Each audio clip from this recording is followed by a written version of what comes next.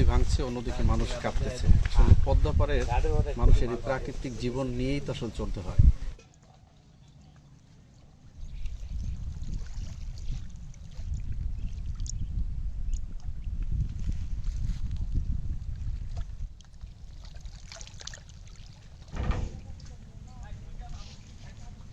ক্ষতিগ্রস্ত করতেছে, বাড়ি ঘর ভেঙে যেতেছে, ফসলের জমি ভেঙে যেতেছে। বর্ষা অনেক ভাঙছে, অনেক কাদামাইলের মতো ভাঙছে।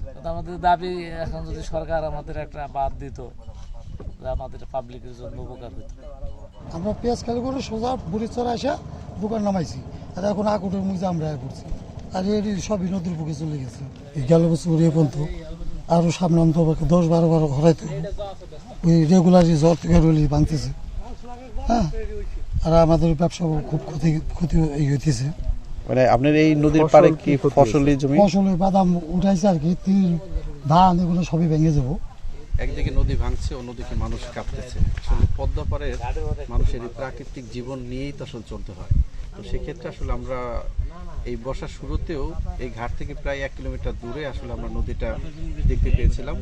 এখন আসলে যত সময় গড়িয়ে যাচ্ছে ততই কিন্তু আসলে নদীর ভাঙনের কবলের হাত থেকে কিন্তু মানুষ মুক্তি পাচ্ছে না। একদিকে মানুষ যেমন ফসলি জমি হারাচ্ছে, অন্যদিকে মানুষের বসত বাড়ি হারাচ্ছে। আর পদ্মায় আরো বেশি ক্ষতিগ্রস্ত হচ্ছে কিন্তু এই অঞ্চলের মানুষ। তো সেক্ষেত্রে এই অঞ্চলের মানুষের এই ক্ষতির মুখ থেকে বাঁচতে গেলে সবার আগে দরকার হবে বর্তমান সরকার যেন এই নদীটাকে অচিরেই বাঁধের আওতায় নিয়ে আসতে পারে। যদি নদীর শাসনের ব্যবস্থা করা হয় তাহলেই কেবল এই অঞ্চলের মানুষ নদীর এই করাল গ্রাস থেকে মুক্তি পাবে বলে আশা করি। আমাদের ফরিদপুর জেলার সদরপুর উপজেলায় আমাদের 4টি ইউনিয়ন হচ্ছে চরের মধ্যে। এই ইউনিয়নগুলো হচ্ছে নারিকেলবাড়িয়া, চর নাসিরপুর, চর মানাই। এই ইউনিয়নগুলোর পাশ দিয়ে যে পদ্মা নদী প্রবাহিত হয়ে গেছে, সেজন্য এই ইউনিয়নগুলো বর্ষাকালে প্রচুর ভাঙনের শিকার হয় এবং এই ভাঙনের ফলে এই ইউনিয়নের মানুষেরা অনেক ক্ষতিগ্রস্ত হয়। বছর পর বছর এই ভাঙনের ফলে এখানকার মানুষের জীবনযাত্রার মান উন্নত হচ্ছে না।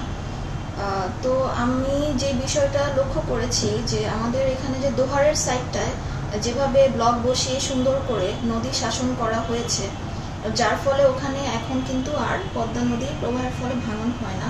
তো এভাবে যদি আমাদের সদরপুরের চরের ইউনিয়নগুলোর ওই সাইডটায় এবং আমাদের যেদিক দিয়ে পদ্মা নদীর ভাঙন হচ্ছে এখানটায় যদি এভাবে ব্লক বসিয়ে নদী শাসন করা যায়, তাহলে এই ভাঙন আমাদের প্রতিরোধ করা সম্ভব।